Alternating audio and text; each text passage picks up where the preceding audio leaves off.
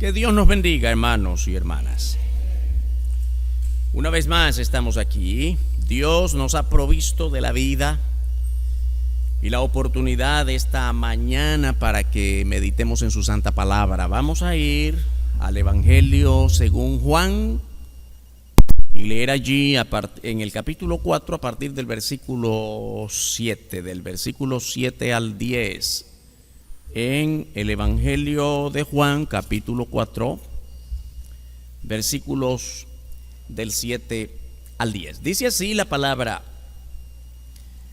Vino una mujer de Samaria a sacar agua, y Jesús le dijo: dame de beber, pues sus discípulos habían ido a la ciudad a comprar de comer.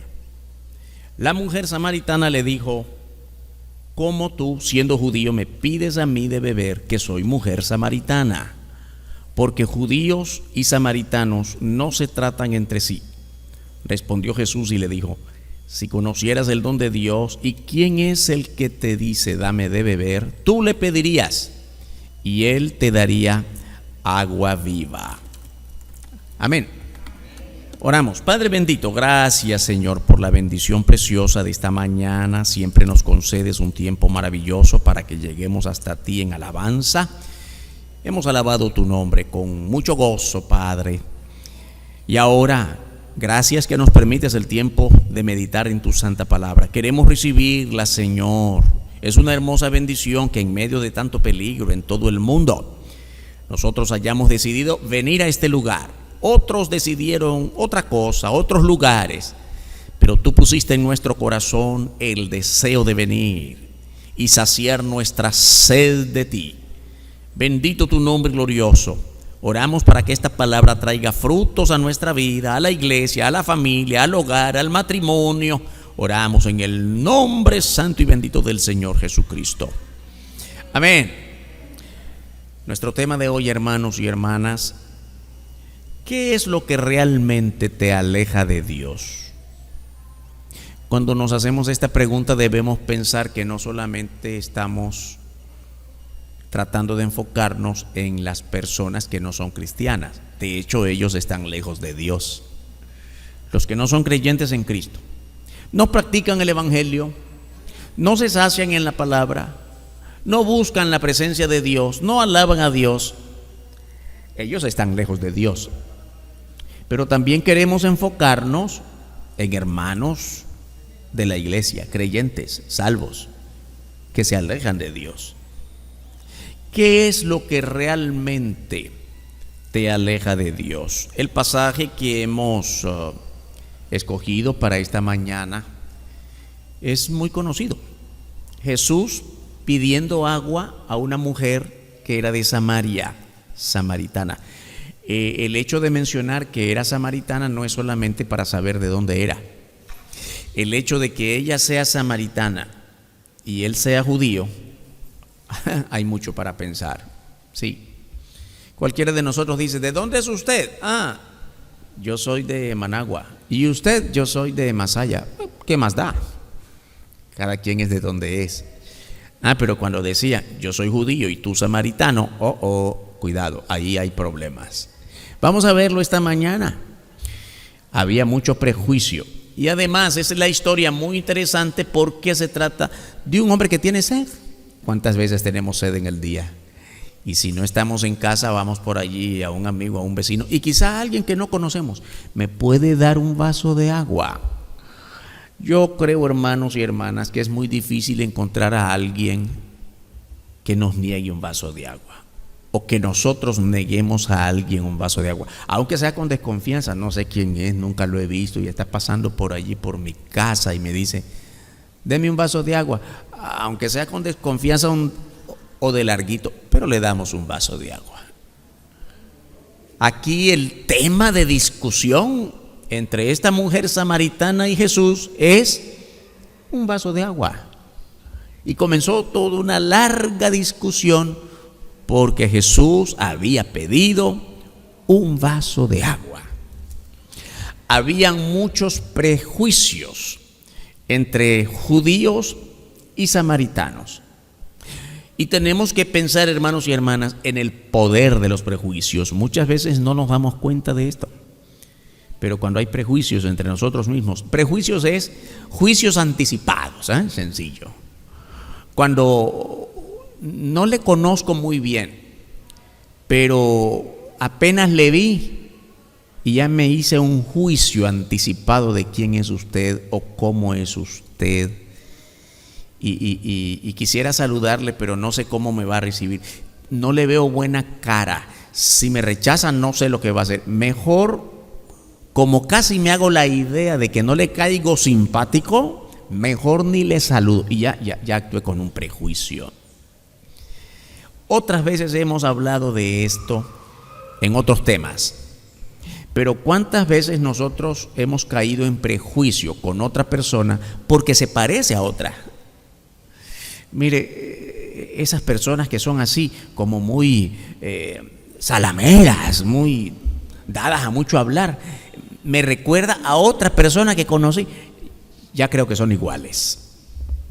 Ni siquiera le he hablado, ni siquiera sé cómo se llama, pero por sus actitudes me hago la idea de que es como la otra persona, y la otra persona no me cae simpática.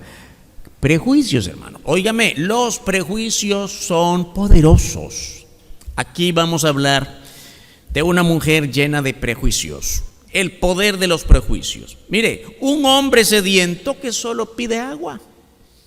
Jesús pasaba por allí y tenía sed. Dice la palabra en el versículo 7, vino una mujer de Samaria a sacar agua. Y Jesús le dijo, dame de beber. Hermanos, hermanas, una escena común y corriente. La mujer está sacando agua del pozo. Nosotros no vamos a los pozos hoy. En el campo, sí, bueno, pero nosotros no estamos acá en el campo. Normalmente tenemos agua en nuestra tubería. Así que una mujer está en su lavandero con agua enfrente, sacando agua de su tubería para lavar la ropa, y alguien pasa por allí pidiendo agua porque tiene sed. Todos padecemos sed. ¿Hay alguno que no? No, pastor, mire, yo nunca bebo agua. Usted está enfermo, porque todos tenemos sed. Todos tomamos agua. Yo tomo poca agua, yo tomo más agua. Eso es diferente. ¿Quién toma más, quién toma menos? Pero todos necesitamos agua. Está un hombre sediento. Ella no sabe quién es. Ahora nosotros conocemos la historia. Es Jesús quien está pidiendo agua, pero ella no sabe quién es. Está pidiendo agua a un hombre sediento, y la mujer samaritana presenta sus prejuicios. El versículo 9 dice, la mujer samaritana le dijo, ¿cómo tú, siendo judío, me pides a mí de beber, que soy mujer samaritana? Ahora, observe bien el principio de los prejuicios. Lo que sigue es importante como información para nosotros, porque judíos y samaritanos no se tratan entre sí. Ahora empezamos a entender por qué. Tú te atreves a pedirme agua a mí, hermano. Yo quiero insistir, es un vaso de agua a un sediento. Sí, pero ¿quién le pide a quién? Tú eres judío, yo soy samaritana. ¿Y qué? Ay, hermanos, hermanas, hay mucha historia detrás de esta muy corta información. Mucho tiempo atrás, ellos, judíos y samaritanos, eran un solo pueblo, eran una sola nación. Otras veces hemos estudiado esto, ¿recuerdan? Una sola nación, procedentes de las 12 tribus de los hijos de Jacob. Ya ahora sí estamos entendidos. Y vamos a ir más atrás. Dios, en su infinita soberanía, en su total soberanía, decidió, libro de Génesis, escoger a un hombre llamado Abraham. Ya recordamos la historia. Y le dijo a este hombre llamado Abraham, te daré a ti una descendencia que no se puede contar como la arena del mar, ni como las estrellas del cielo, y muchas cosas más, muchas grandes promesas para Abraham. Y a su hijo Jacob, a su hijo Isaac, y a su nieto Jacob. A Jacob, el nieto, Dios le dio 12 hijos. De los 12 hijos de Jacob surgen las 12 tribus de Israel. Y ahí paramos la historia porque hay tanto que decir, cientos y cientos de años ahí, pero no vamos a contar la historia. Pero Dios llamó a Abraham, a Isaac y a Jacob, les hizo promesas, y los 12 hijos de Jacob son las 12 tribus que en algún momento de la larga historia tomaron la tierra que Dios les había dado, la tierra de Israel, pero pecaron. Y al final de tantas intrigas y desobediencia a Dios, se dividieron. Muchas veces hemos estudiado la división del pueblo de Israel, ¿no? 2 tribus al sur, que se llamaron Judá. 10 tribus al norte, que se llamaron Israel. Y así permanecieron hasta que llegaron las cautividades. El norte fue llevado cautivo a Asiria. En el tiempo de la conversación de la mujer samaritana y Jesús, ya ambos pueblos habían sido llevados cautivos y casi que habían desaparecido. Pero bueno, quedaba un remanente, y el pueblo en el que nació Jesús está allí, Israel. Pero ya habían pasado tantos siglos de desobediencia, y Dios les había hecho pasar por estas 2 cautividades, el norte bajo Asiria y el sur bajo Babilonia, en tiempos muy diferentes. Una larga historia, hermanos. Y estamos tratando de recordar todo esto, porque todo esto tiene que ver con esta pequeña información. Judíos y samaritanos no nos entendemos. Oiga, son hermanitos de las mismas 12 tribus, pero se habían dividido. Y a partir de allí, hermanos, hermanas, cuando en tu familia hay división, hay prejuicios, aunque sean hermanitos. No, es que este cree en una cosa, yo creo en otra. No, es que a él le gusta esto y a mí me gusta esta otra. Comprende, es decir, por cualquier razón empiezan a crearse cismas, empiezan a crearse todo tipo de cosas a nivel de prejuicio. Y ya no me trato bien ni con mis propios hermanos. Estamos hablando de división en la familia, pero suele ocurrir en las divisiones de las iglesias. ¡Qué pena! Nos dividimos por cualquier razón, por asuntos de liderazgo, por asuntos de administración, por asuntos de aquellos se visten y se peinan así y nosotros nos vestimos y nos peinamos de otro modo. Y así a partir de allí, cuando ya nos separamos, empiezan a crearse más indicios de más divisiones y de profundizar la crisis y que cuesta sentarnos juntos. Yo creo que todos hemos oído más de alguna vez esto, que es muy triste, en las iglesias y en las familias. Se muere alguien de la familia y un hermano le llama al otro: si llega aquel, avísame, cuando se vaya llego yo, porque no quiero verlo. Qué triste, ¿no? ¿Lo ha visto alguna vez? Funciona así, ¿no? Qué triste. Los prejuicios. Había prejuicio entre judíos y samaritanos. En un tiempo eran un solo pueblo, pero se separaron por causa del pecado contra Dios. Hermanos, hermanas, toda forma de división, cuando un cuerpo está armónico, está unido, está en un solo propósito, pero alguien siembra cizaña, pero alguien siembra intriga, pero alguien trae prejuicios. ¡Qué terrible pecado contra Dios!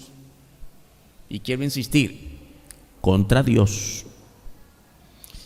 Se separaron y ahora están llenos de prejuicios, que no solamente... ¿Qué cosas son los prejuicios? Los prejuicios son conjunto de odios, rencores, envidias, pensar que son mejores que el otro. Había entre ellos muchas diferencias religiosas que marcaban sus prejuicios. Judíos y samaritanos eran adoradores, ¿sí? Eran religiosos. Mire bien el versículo 20. Le dice la mujer a Jesús: nuestros padres adoraron en este monte, y vosotros decís que en Jerusalén es el lugar donde se debe adorar.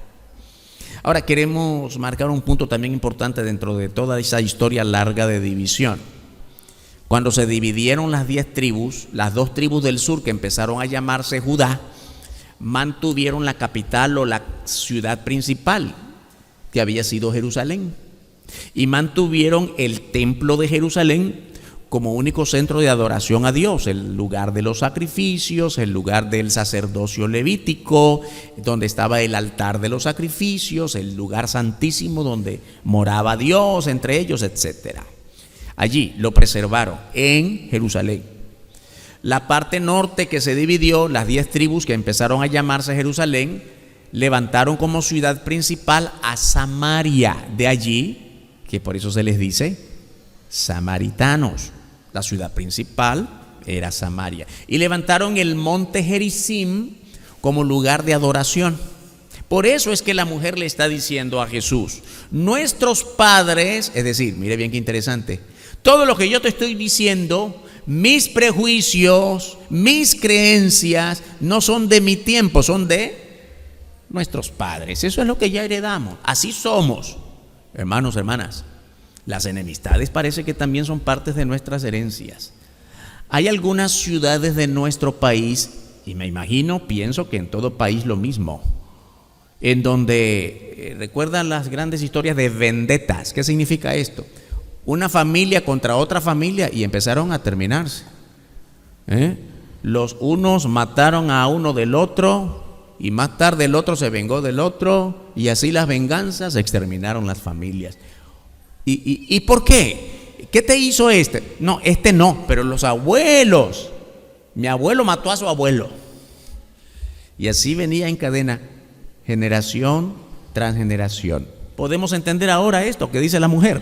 Nuestros padres, nosotros no empezamos con esto, lo heredamos.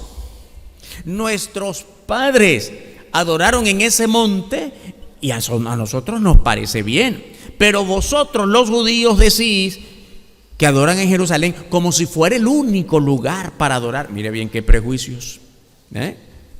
Estamos marcando qué es lo que estaba, oiga bien, qué es lo que estaba impidiendo que esta mujer le diera un vaso de agua a un sediento. No es posible que tú seas de un lado y yo sea de otro y me pidas agua de beber. Vamos a ver un poco, hermanos, la respuesta de Jesús, porque yo quiero decirles aquí, si usted sigue la historia con mucho más cuidado, Jesús no respondió como judío. Ahora lo entendemos mejor. Ella no lo entendió, porque ahora nosotros sabemos quién es Jesús. Ella no sabía. Jesús no respondió como judío, Jesús respondió como hijo de Dios, como el Mesías, como el Señor. Y Jesús viene a este mundo con una infalible verdad. ¿Qué significa infalible? No se equivoca, verdad absoluta, verdad que no está contaminada como la verdad nuestra. Hermanos y hermanas, les voy a decir algo. Yo tengo una verdad, pero cuando les digo tal o cual cosa, viene otro y dice: pastor, no es exactamente así, porque yo también vi lo mismo, pero lo vi desde otro ángulo. ¿Quién tiene la verdad? Nuestra forma de decir la verdad es una forma contaminada por formas de cultura, de pensamiento, de prejuicios. Nuestra forma de decir la verdad está contaminada con nuestros propios intereses, muchas veces mezquinos. ¿Quién tiene la verdad? La verdad solo es de Dios. La verdad solo es Dios. Y el Señor Jesús, con su infalible verdad, se refiere a ella. Ciertamente Jesús tiene sed, pero encuentra la oportunidad de mostrarse como el Mesías y le ofrece un agua que solo en él se puede encontrar. Véalo en el versículo 10. Respondió Jesús y le dijo: si conocieras el don de Dios y quién es el que te dice, dame de beber, tú le pedirías y él te daría ¿qué? Agua viva. Hermanos, para nosotros estos términos que el Señor Jesús, agua viva, y muchas otras frases que el Señor Jesús usó, pues ahora las entendemos porque ya hasta las hemos espiritualizado y son frases muy evangélicas, muy bíblicas. Pero cuando nosotros tratamos de entender qué significa agua viva. ¿El agua tiene vida? El agua produce vida, es parte de los elementos vitales que Dios nos dio para vivir, ¿sí? ¿Cuáles son los elementos vitales?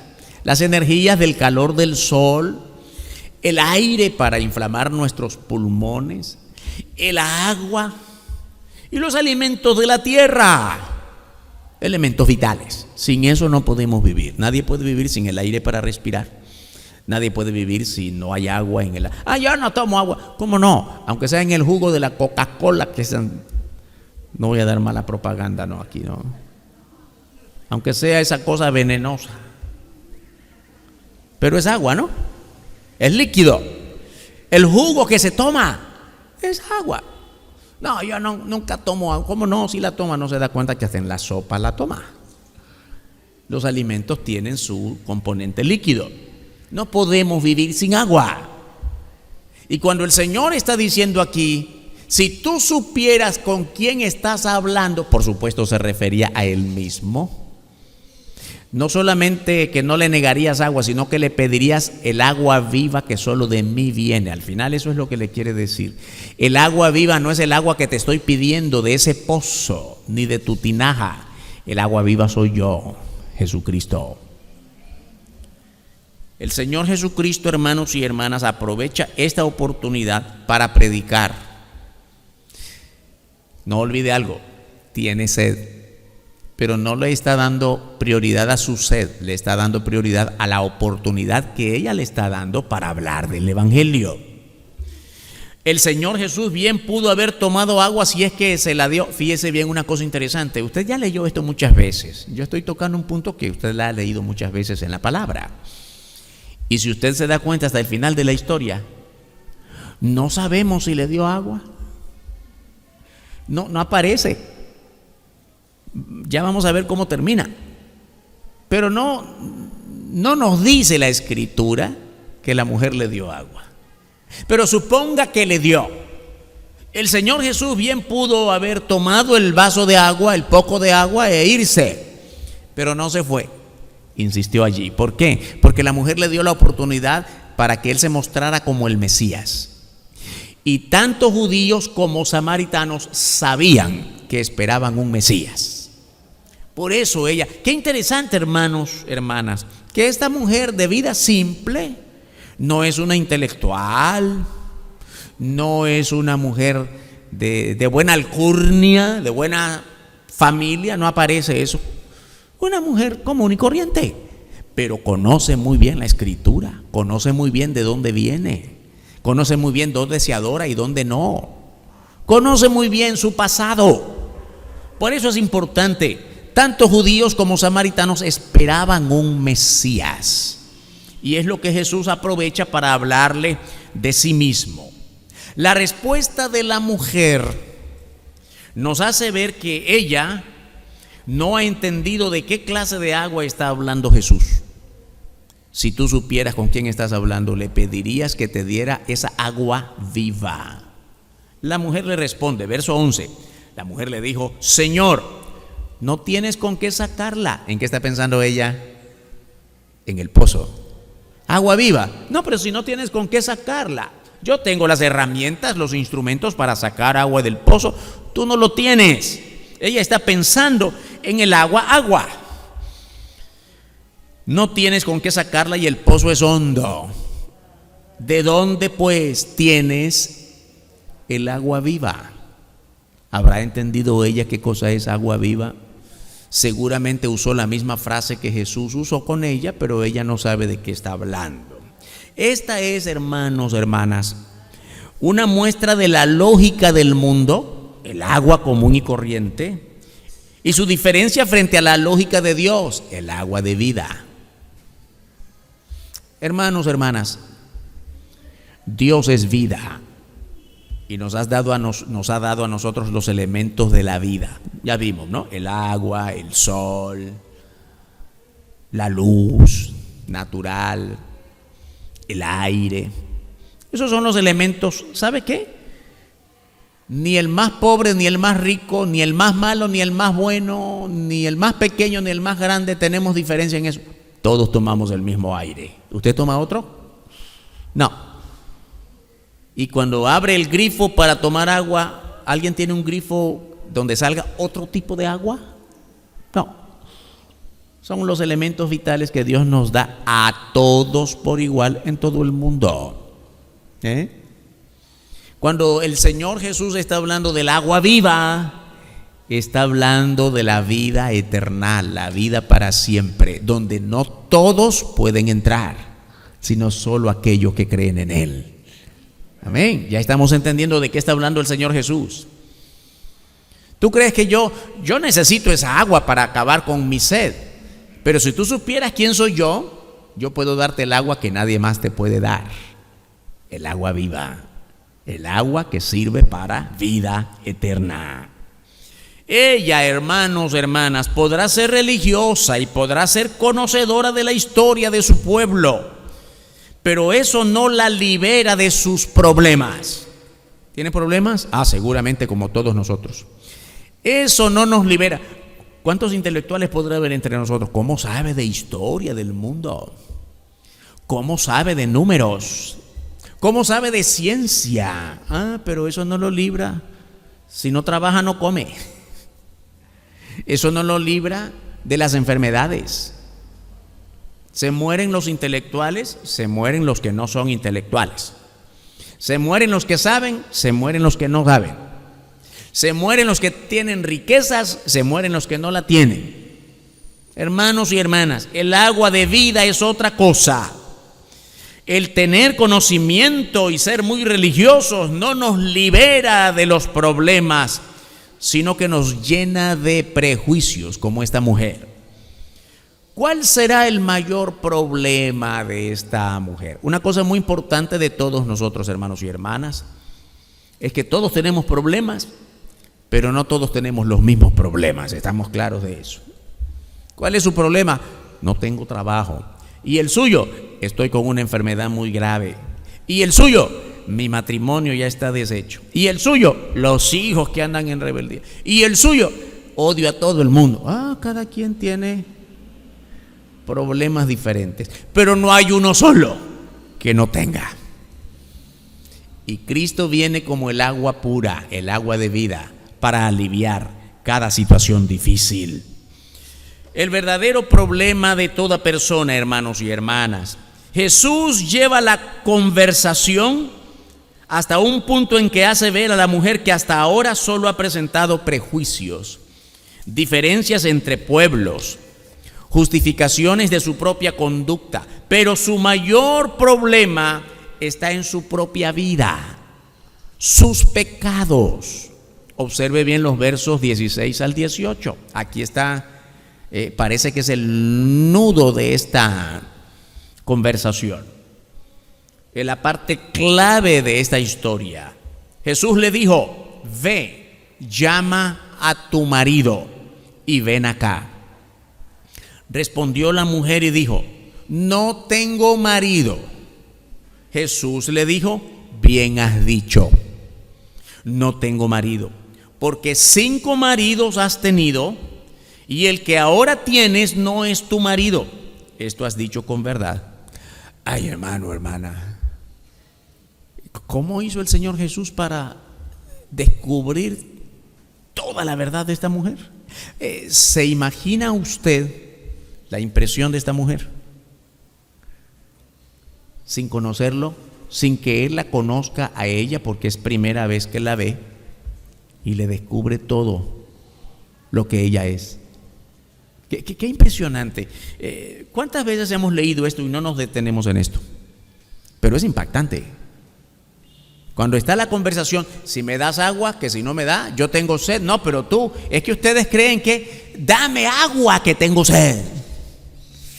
No, es que tú eres judío y yo soy samaritana y eso no se puede. Qué cosa, hermanos, qué conversación, hasta que por fin le dice: te voy a decir la verdad, tráeme a tu marido. ¿Qué habrá pensado esta mujer? Como yo no le doy agua, ¿se va a pelear con él? ¿Qué cosa se habrá pensado ella? Y él le dice: no tengo marido. Bueno, mira, no sabía que no tenías marido. Está bien, mejor sigo mi camino. No, él sigue: bien has dicho, no tienes marido, porque 5 has tenido y el que ahora tienes, número 6, y ese no es tu marido. ¿Cómo lo sabes? ¿Quién te lo dijo? Hermanos, hermanas, ¿qué pensamos nosotros de cuando alguien nos hace lo mismo, que dice todo y qué es lo primero que decimos? ¿Quién te dio ese chisme? Ay, el Señor Jesús en chisme, no. Él conoce todo de ti. Si te lo dice el vecino, si te lo dice un amigo, o peor, si te lo dice algún hermano de la iglesia, puedes pensar que es un chisme. Porque todos le hacemos un poquito a todo, hermanos. ¿O no? Cuando nos conviene, ¿verdad? Yo sé todo de ti, pero lo voy a sacar cuando me convenga. Te tengo. ¿Eh? Y el Señor Jesús, hermanos, nos tiene desde antes de la fundación del mundo. Nos conoce. ¿Sí o no? Él nos conoce. Y yo creo que más de alguno estará diciendo: pastor, yo no había caído a la cuenta que el Señor me... Ay, qué pena lo que yo estoy viviendo, cómo yo estoy haciendo. Hermano, que no te dé pena, alégrate.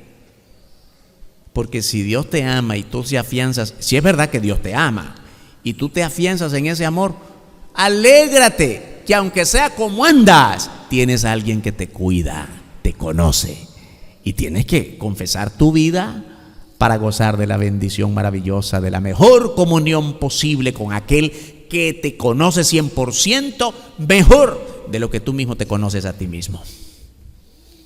¿Sabe eso, verdad? Yo me conozco, hermano, pregúnteme de mí lo que sea. Y muchas veces me equivoco hasta con mis gustos. Muchas veces me equivoco hasta con mi manera de pensar. Porque muchas veces nos equivocamos en todo. Pero el Señor nos conoce más de lo que nosotros nos conocemos a nosotros mismos. De eso no debemos tener ni la más pequeña duda. Jesús conoce la vida de cada uno. Él es Dios y nada hay oculto a su conocimiento. No hay nada que ocurra hasta en el último rincón del mundo, hasta en el fondo del mar, sin que Él lo sepa. Bendito su nombre. La gente está llena de prejuicios y autojustificaciones. Culpa del otro, el mal testimonio de otros, la incertidumbre frente a otras religiones. ¿Verdad que siempre es culpa de otro? ¿Cómo está, hermano? Ayer estaba bien, hermano, pero hoy ya no me siento bien. Hoy me pasó esto y lo otro. ¿Y por qué pasó? Por culpa de aquel que no llegó a tiempo. Por culpa de la iglesia que no me ayuda. Por culpa del pastor que no me visita. Hermano, ya no llega, estoy bien desanimado. El pastor ya no me visita. ¿Cuántos años tiene de estar en la iglesia? 10 años. 10 años esperando que lo visiten. No es capaz usted de ir a visitar a otros. No ha crecido. No ha madurado en la fe y todavía sigue quien necesita quien le lleve muletas. Y todavía que lo cargue. Siempre estamos llenos de prejuicios, de culpar al otro. La situación del mundo es culpable, el gobierno es culpable, la sociedad es culpable, el maestro que me formó en la escuela es culpable.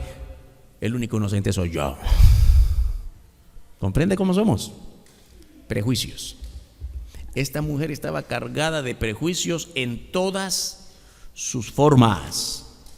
Mire bien, hermano, hermana, cómo la confrontó el Señor de modo particular acerca de su propio pecado. Ella estaba viviendo en adulterio, había tenido 5 esposos y el que ahora tiene, mire bien qué interesante lo que está diciendo el Señor, se había casado 5 veces. Y si se casó 5 veces es que se casó y se divorció 5 veces, porque el que ahora tiene, yo creo que ella se cansó en algún momento y dijo: no vale la pena casarse, mejor me junto con este. Es lo que está diciendo aquí, ¿no?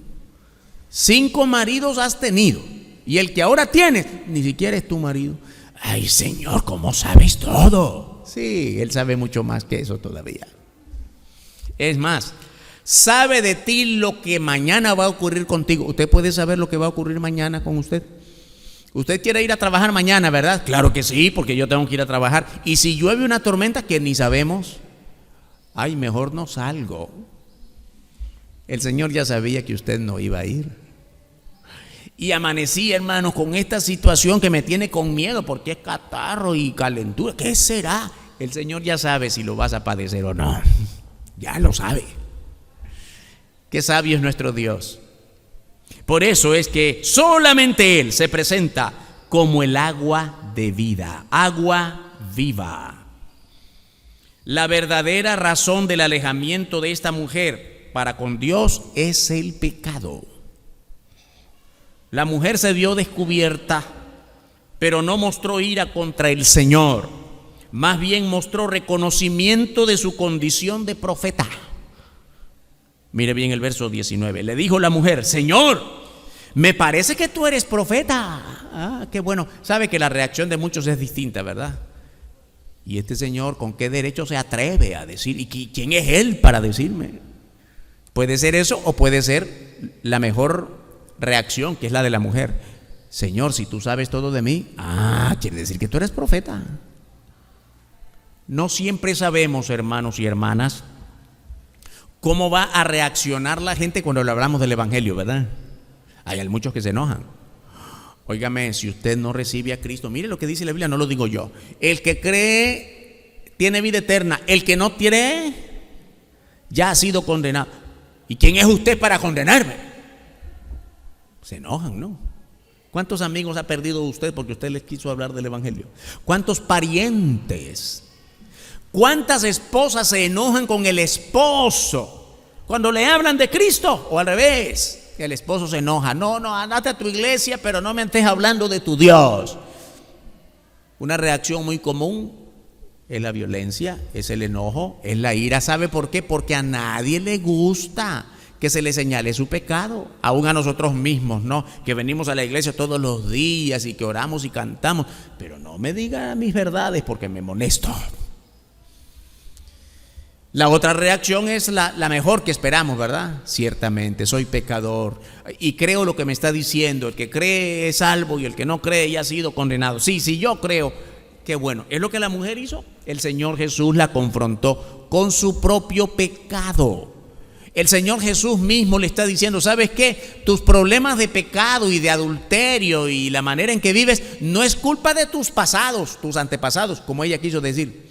Es que nuestros antepasados nos dijeron que adoráramos aquí, que ustedes adoran allá. Espérate, deja a los antepasados, que ellos van a rendir cuenta a Dios de lo de ellos. Tú vas a rendir cuenta de lo tuyo. Y tu problema es otro. Tu problema es tu propio pecado. Por eso la mujer se vio descubierta y tuvo que reconocer que él era un profeta. Hermanos, hermanas, aquí en la siguiente parte de la historia nos presenta la Biblia una mujer que tuvo una actitud de ruptura con todo su pasado. Como todos nosotros, si somos cristianos, ya tuvimos que haber pasado por este punto. Pasamos por un punto en el que cuando le dijimos sí a Cristo, creo en ti, Señor, necesito que seas mi Salvador, una ruptura para siempre con tu pasado.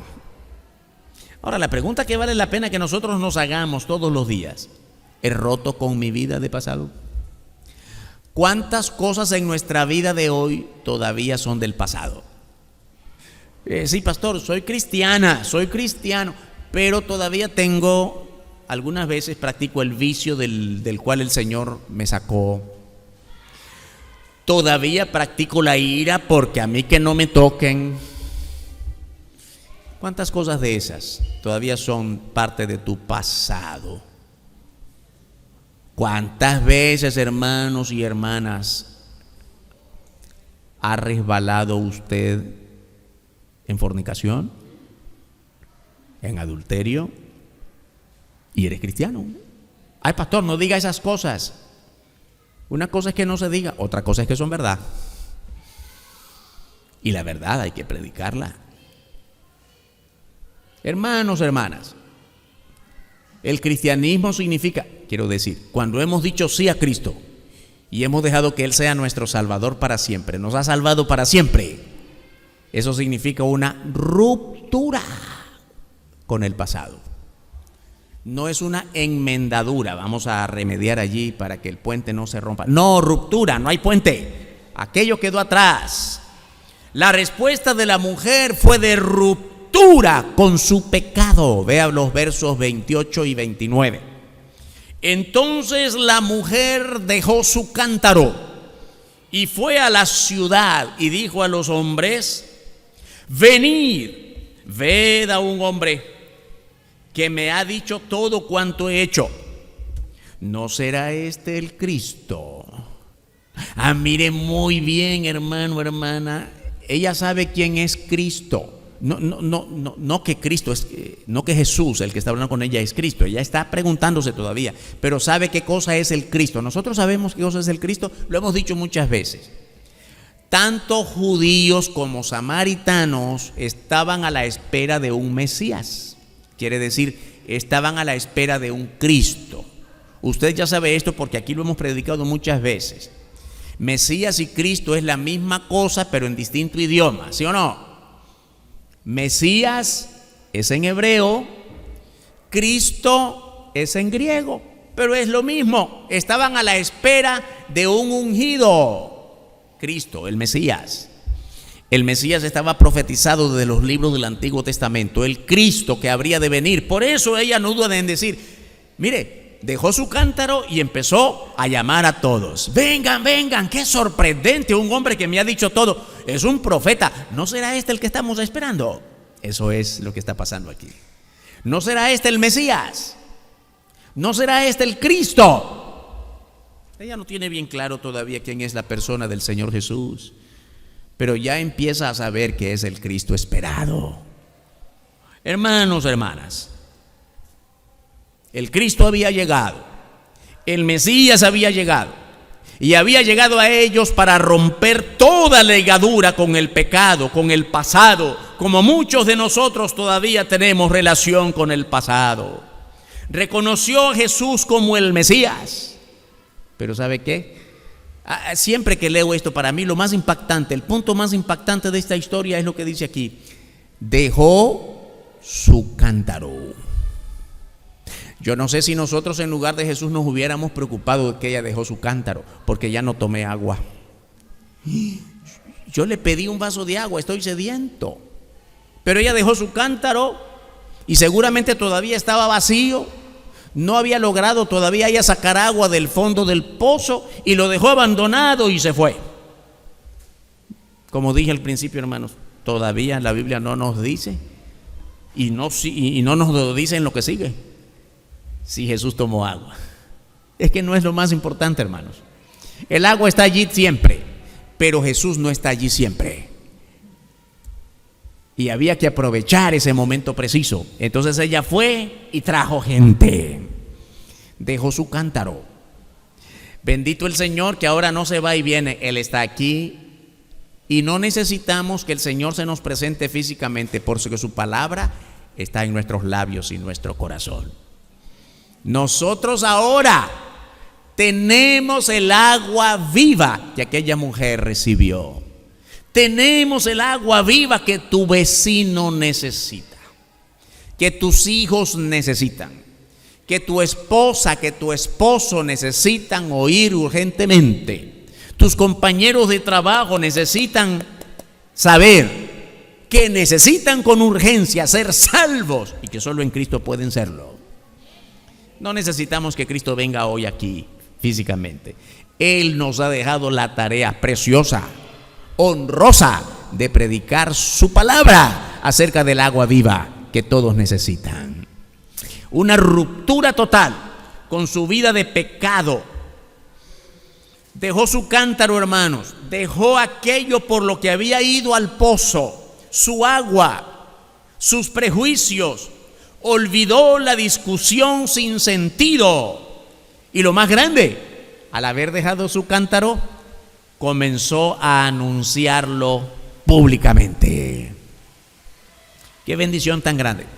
¿Qué significará ahora a nivel de figura del lenguaje dejar su cántaro?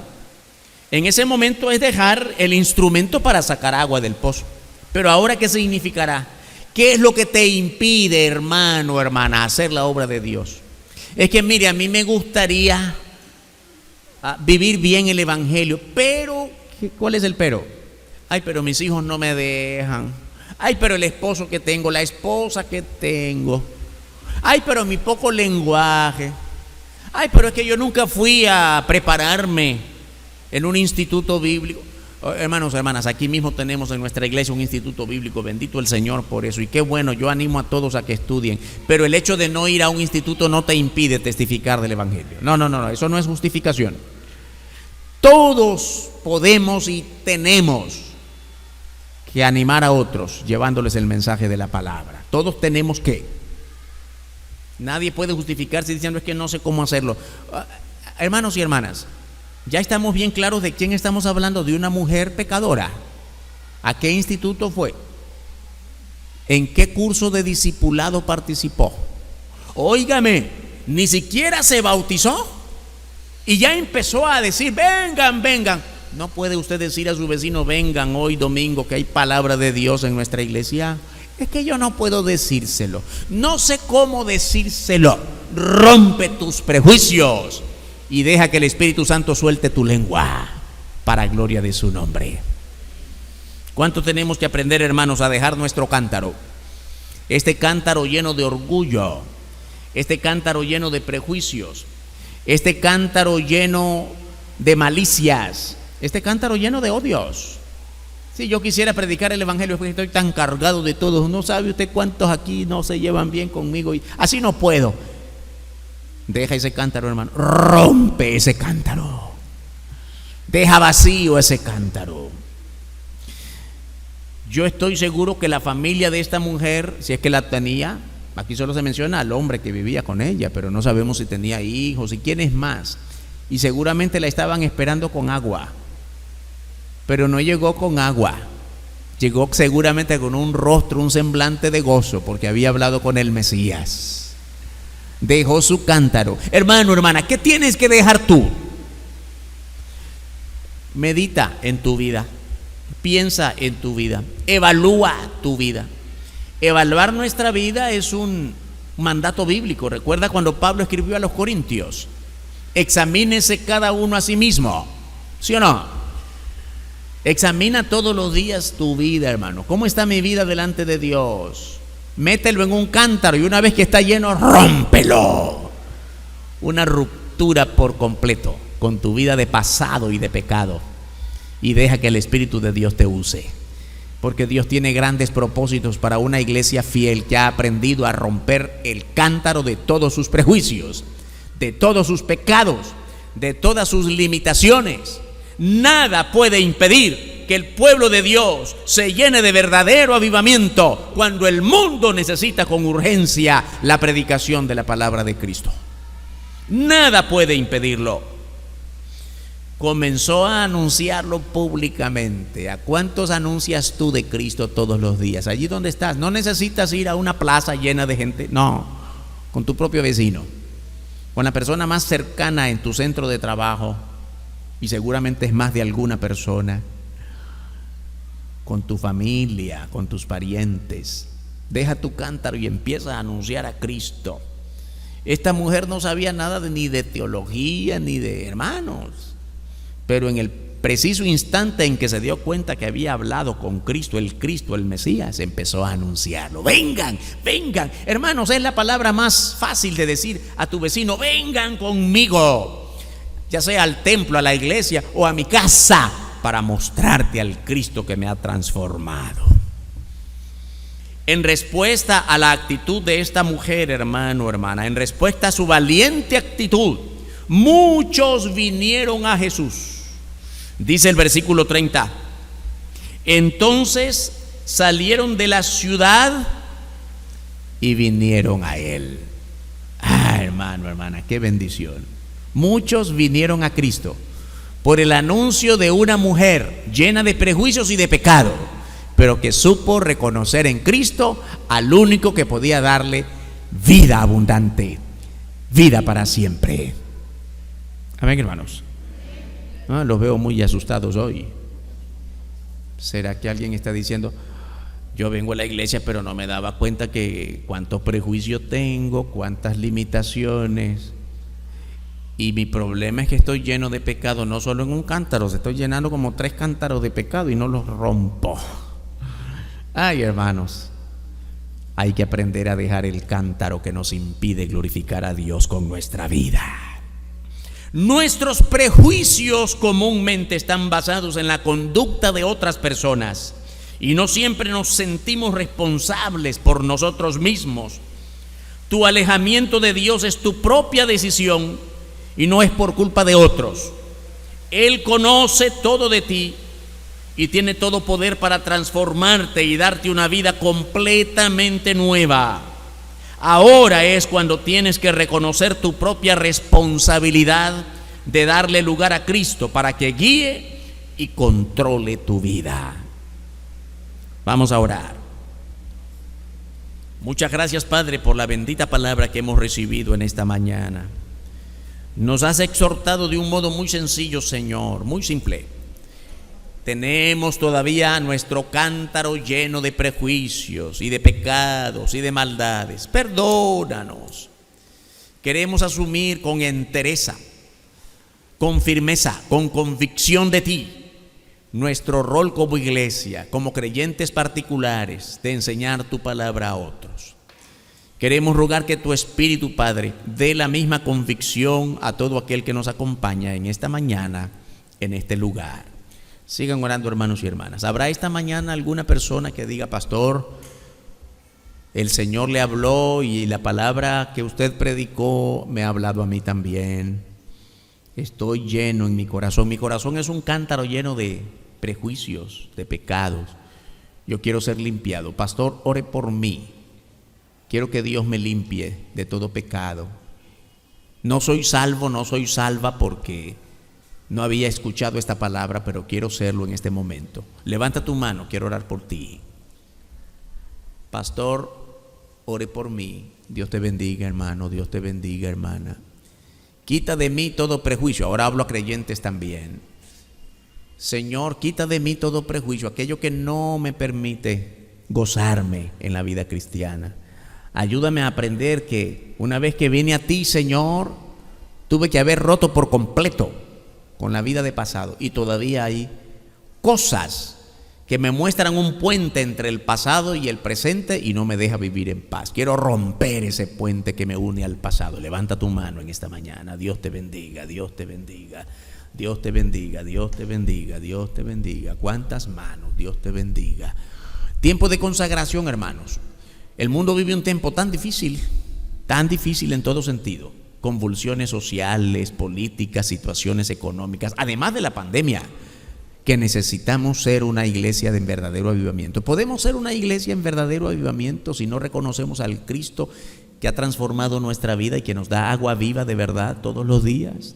Tenemos que empezar a ser la iglesia que Dios demanda que seamos en este tiempo del mundo. Por última vez, levanta tu mano. Dios te bendiga, hermana. Dios te bendiga. Padre bendito, santo tu nombre. Muchas gracias por habernos hablado. Tu palabra es clara, sencilla. Oh, bendito tu nombre glorioso.